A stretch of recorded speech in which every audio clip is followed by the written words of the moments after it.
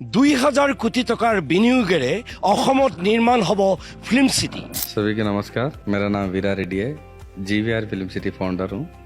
मैं हैदराबाद से आया हूँ। 500 एकर्स में फिल्म सिटी बन रहा है। 2000 करोड़ का प्रोजेक्ट वैल्यू है।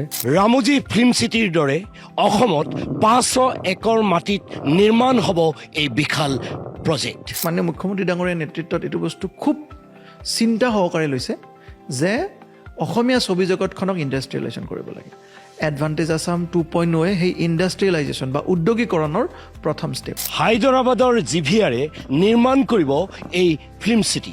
आर्टिफिशियल इंटेलिजेंस जोड़ के मल्टी लैंग्वेज मूवीज मेकिंग करेंगे। यहाँ पे इंडिया में कितना लैंग्वेज उतना लैंग्वेज में कन्वर्ट कर सकते।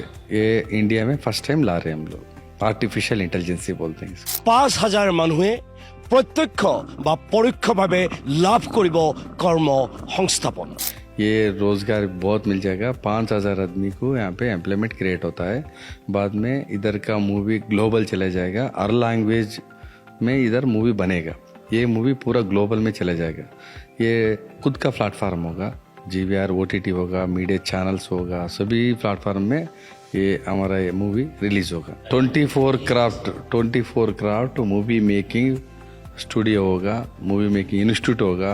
World best class institute centre इधर वहाँ पे बनेगा। আৰু ফিল্ম চিটিৰ দুই ধৰণৰ ফিল্ম চিটি এটা সৃষ্টি হৈছে। যেনেকৈ আমি আজি হায়দৰাবাদৰ যদি ৰামোজী ৰাও ফিল্ম চিটি চাওঁ বা নতুনকৈ যিখন নয়ডাত হৈ আছে নয়ডা ফিল্ম চিটিৰ বিষয়ে আমি যদি জানো, নয়ডাখন অলপ বেলেগ।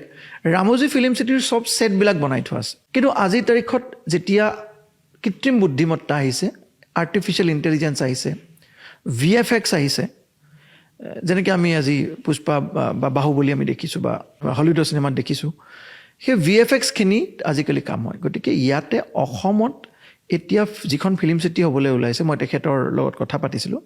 তেখেতে কৈছে যে এইখন আৰ্টিফিচিয়েল ইণ্টেলিজেঞ্চ ইণ্টিগ্ৰেট কৰি বা কৃত্ৰিম বুদ্ধিমত্তা সংলগ্ন কৰি সৃষ্টি কৰা এখন ফিল্ম ষ্টুডিঅ', য'ত ডাঙৰ ডাঙৰ ষ্টুডিঅ'জ কিছুমান থাকিব, তাত কাৰিকৰী বিভিন্ন সা সৰঞ্জাম থাকিব।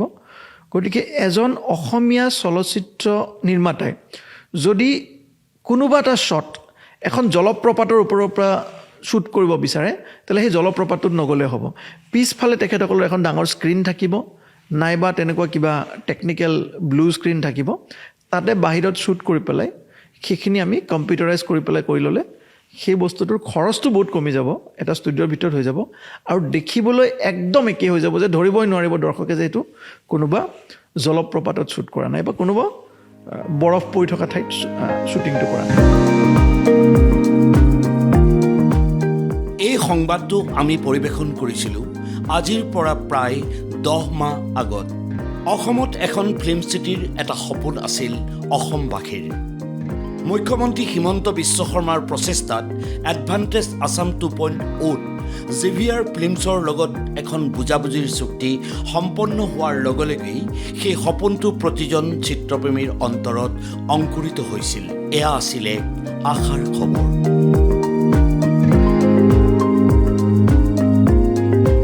নমস্কাৰ, আপোনালোকে চাই আছে সত্য।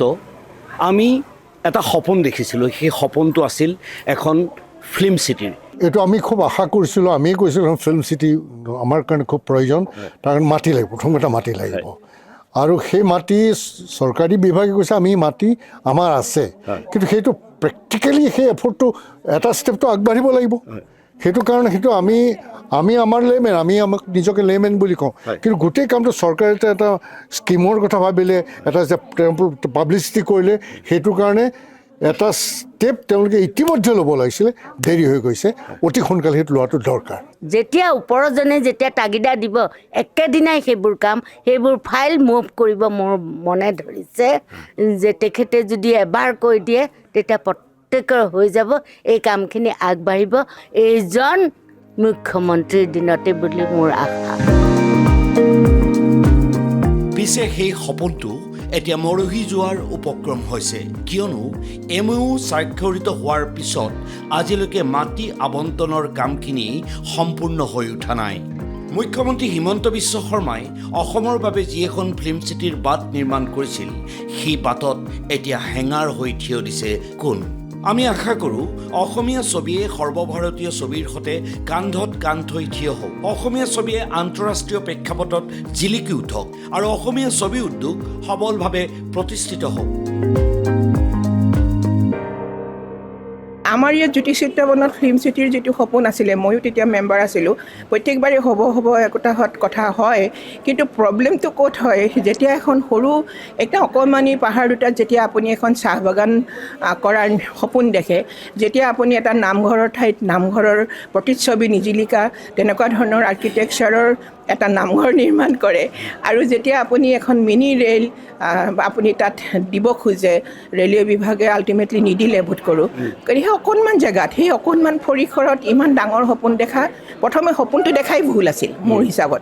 ইমান আৰু চাৰিওফালে কনষ্ট্ৰাকশ্যন, আপুনি সিমান মুকলি আকাশ মুকলি ঠাই দেখা নাপায় তাত। সৰু সৰু হাবি কিছুমান আছে। এইবাৰ মই মোৰ ৰূপতীৰ্থৰ যাত্ৰীখন কৰোঁতে মই তাত শ্বুটিং কৰিছোঁ, ছেট বনাইছোঁ। হাবিৰ মাজতো মই এখন জীপ শ্বিলঙৰ পৰা নামি নিচিনা এটা টুকুৰা তাত শ্বুট কৰিছোঁ। সেইখিনি পৰা যায়, কিন্তু ফিল্ম চিটি বুলিলে যিটো বিশালতা আমাৰ মনলৈ আহে, সেই বিশালতাটো সেই জেগাটোৰ পৰিসৰৰ বাবে আচলতে এইটো সম্ভৱ নহয়। আমাৰ সপোনটো পূৰণ নহ'ব নেকি? কাৰণ এখন ফিল্ম চিটিৰ সপোন আমি দেখিছিলোঁ, কিন্তু আৰু সেই উপলক্ষে 2000 কোটি টকা বিনিয়োগেৰে এটা সংস্থাক দিয়া হৈছিল এই কাম। তেওঁলোকে 500 একৰ মাটি বিচাৰিছিল আৰু 500 একৰ মাটিৰ পিছত তেওঁলোকে এটা ফিল্ম চিটি নিৰ্মাণ কৰাৰ পৰিকল্পনা কৰিছিল। কিন্তু সেই পৰিকল্পনাটো কিহৰ বাবে ৰৈ আছে, কিহৰ বাবে আগবঢ়া নাই, সেই পৰিকল্পনা এনেধৰণৰ বহু কথাই এতিয়া আমাক চিন্তাত পেলাইছে। মই আশা কৰিছোঁ সংশ্লিষ্ট কৰ্তৃপক্ষই এই পৰিকল্পনাটো অসমৰ হাজাৰ হাজাৰ যি চিত্ৰশিল্পী আছে, চিত্ৰ নিৰ্মাতা আছে, তেওঁলোকৰ বাবে এখন ফিল্ম চিটিৰ নিৰ্মাণৰ যি ঘোষণা, যি সপোন আছিল, সেই সপোনটো পূৰণ কৰিবলৈ তেওঁলোকে যেন কিছু আগভাগ লয়। চাই থাকিব সত্য।